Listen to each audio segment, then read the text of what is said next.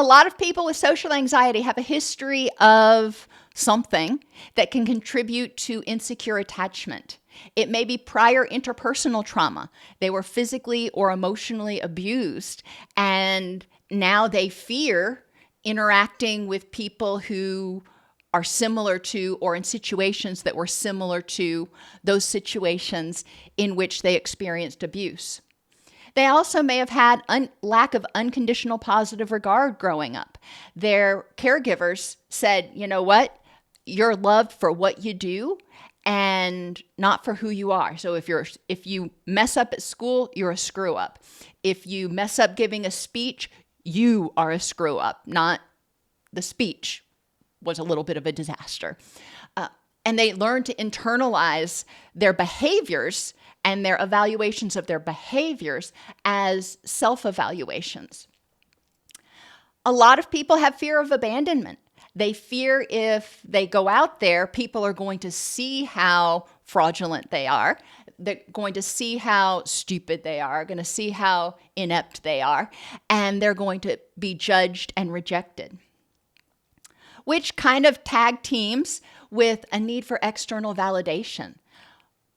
A lot of people with social anxiety have difficulty believing that they are good enough. Their self-esteem is not very good, and they fear that they're not lovable. They need other people to say you're okay. So they're in this dichotomy where part of them doesn't want to be evaluated because that's terrifying, but then the other part of them needs evaluation because they can't tell themselves that they're okay. And it's this constant tug back and forth. Again, with social anxiety, we're dealing with situational things versus global. People with social anxiety can get a lot of external validation from others in their life outside of those anxiety-provoking situations. But what are they going to focus on?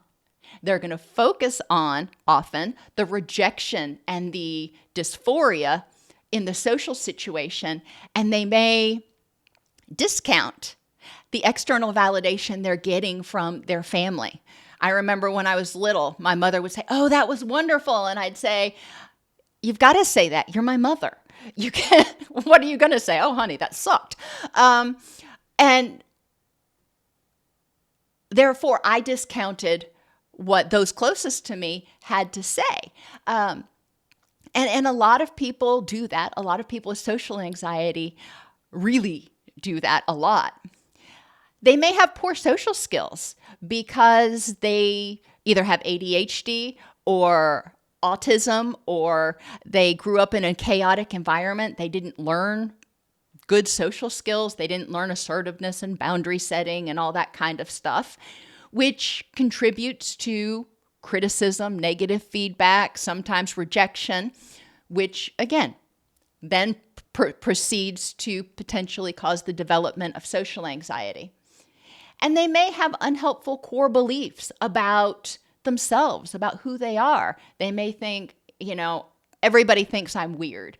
They may think they don't have anything to offer, which then is amplified if somebody says, "I want you to give a speech on this," or "I want you to come up and talk to the class about this." They may fear that if they start talking, people are going to find out that they don't know what they're talking about.